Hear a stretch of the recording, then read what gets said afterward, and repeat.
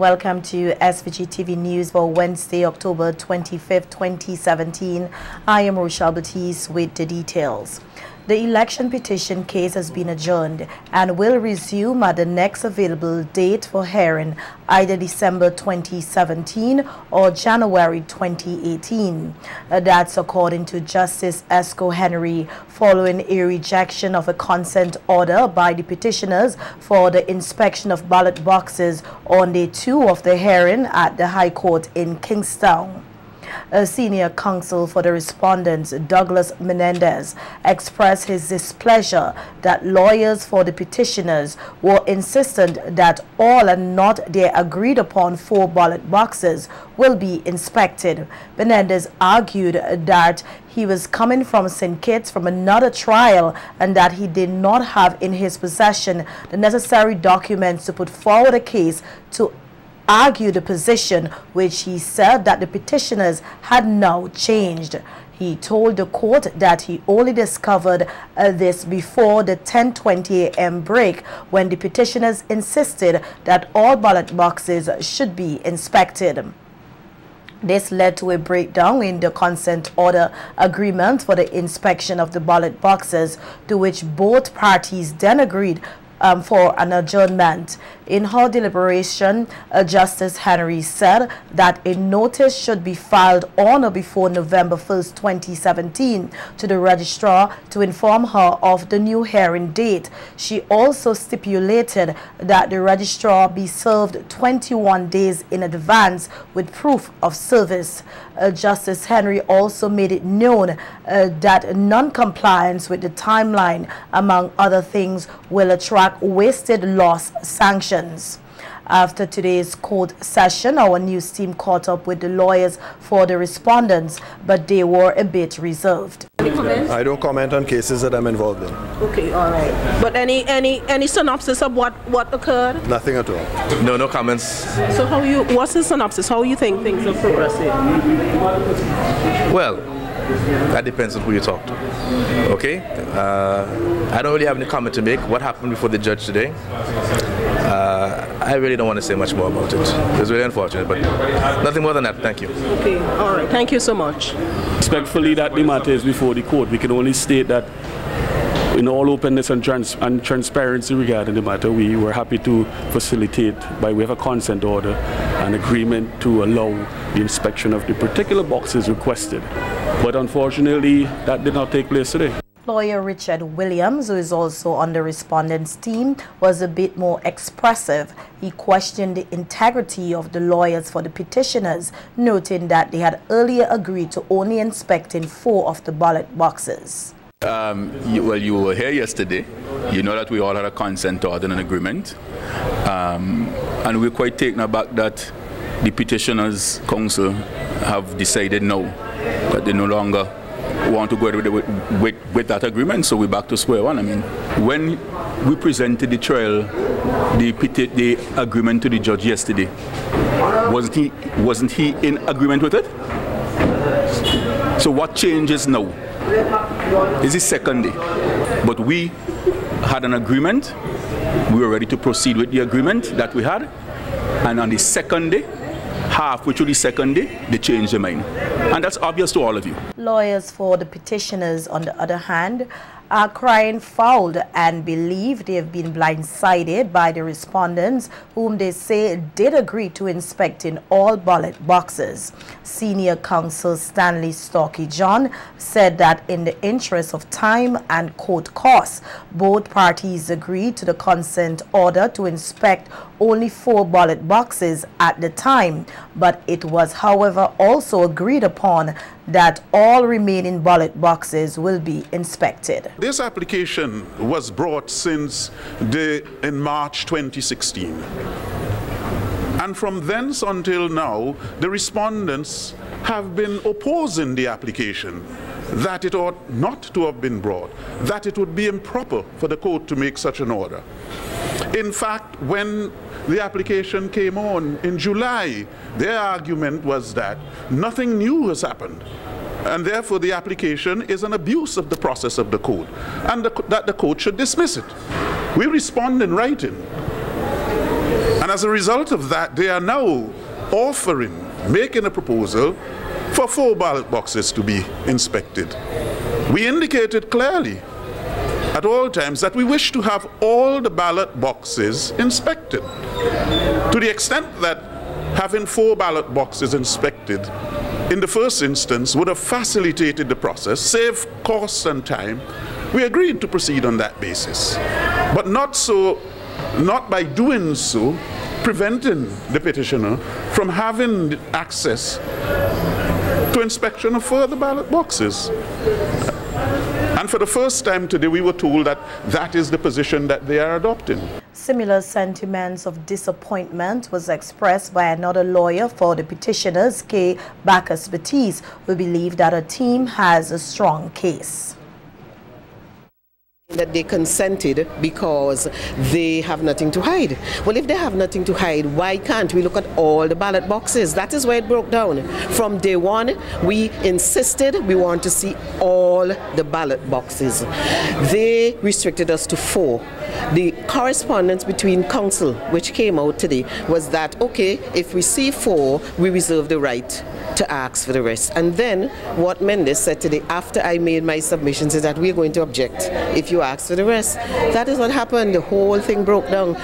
Our case is strong. We are confident about it. And actually, when they agreed to the consent order, it is because of the strength of our arguments. They resisted from day one. You would remember that we made application for inspection since in December 2015. Their lawyers said that if they saw the ballots, you would know who people vote for. And the judge bought that, Justice Cottle. He said we were fishing. My humble respect, that was an erroneous judgment. And if in December you could see who somebody voted for if you look at the ballots, what happened now? Why are they now consenting? So that is a spurious argument. In their arguments, when we filed our submissions, they responded refusing to see any ballots at all. We had to respond. When they saw our response, they decided, okay, we would let you see the 4 ballot boxes. And we agreed to that with the reservation that we can always come back and see the rest. That is why the consent order broke down, because now they're saying categorically, if you tie yourself by saying you only look at 4 ballots, we are going to say re judicata, which means that you had the opportunity to do it and you did not do it. 29 students here were recognized today for their outstanding performance in the May-June 2017 CAPE and CXC examinations during the hosting of the school's independence rally held at the Victoria Park. Of the 29, 16 received national scholarships, 7 exhibitions and 6 bursaries. SVG-TV's Bhavin Oliver tells us more in this report. The annual School's Independence Rally at the Victoria Park was punctuated with the award ceremony for the 29th National Scholars, including the 3 most outstanding, Kyrell Edwards, Thandi Myers, and Abigail Scott, who received the Prime Minister's Award.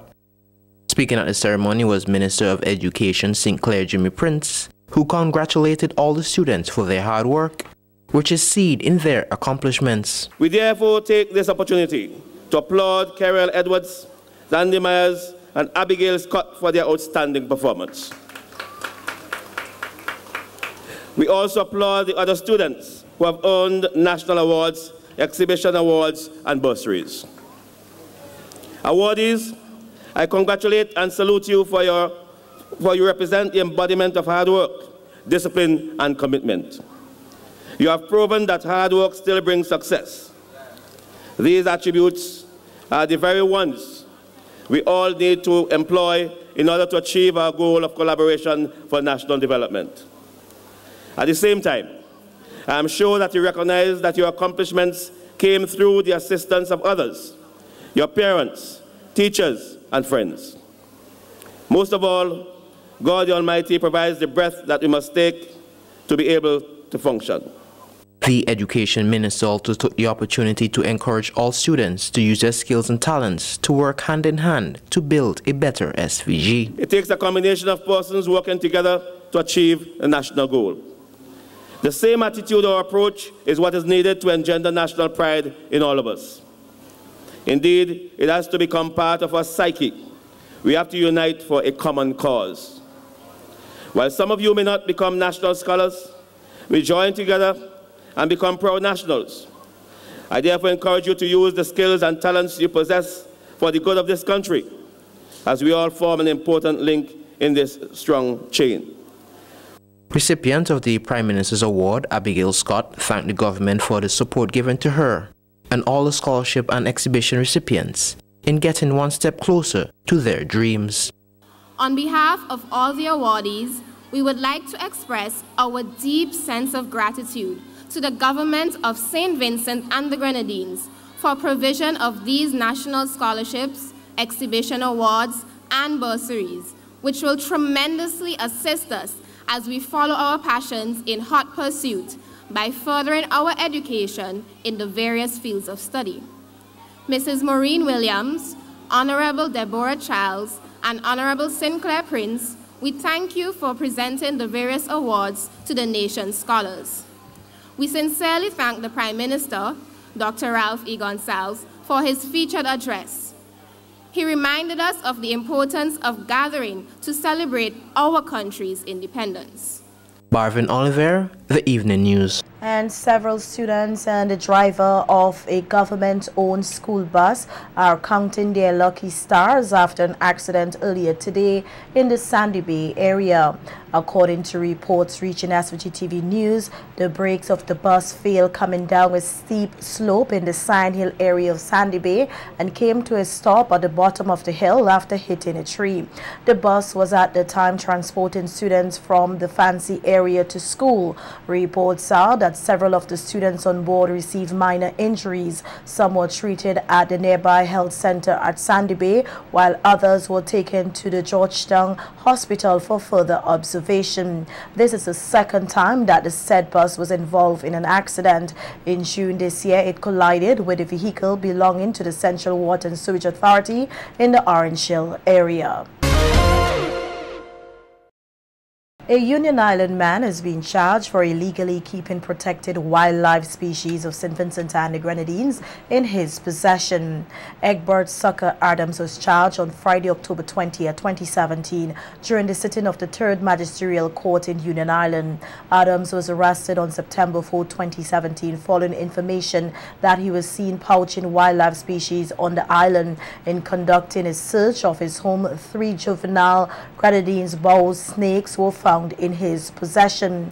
According to the communication unit in the Ministry of Agriculture, Forestry and Fisheries, this offense is in contravention of Section 13(1) of the Wildlife Protection Act number 52 of 2009. The snakes were removed from Adams' possession and later delivered to the Forestry Department. They were subsequently reintroduced into their natural habitat on the island. Adams was taken before Chief Magistrate Ration Brown Matthias, where he pleaded guilty to the offense and was charged $750 to be paid in 2 months' time. Failing to do so will result in him being imprisoned for a period of 9 months. The Forestry Department says it is currently strengthening its presence on the Grenadine Islands following the commencement of a conservation initiative to protect several wildlife species and their habitats. Alaski Samuel, a 32-year-old mechanic of Redemption Sharps, and Obendale Neverson were arrested and charged jointly for the death of Gregory Abraham, a 33-year-old laborer of Diamond, which occurred at Diamond on October 14th. The two were also jointly charged for the attempted murder of 9 others on the said day. The accused men appeared at the Serious Offences Court on Monday and were remanded in custody. The matter is adjourned until November 6, 2017.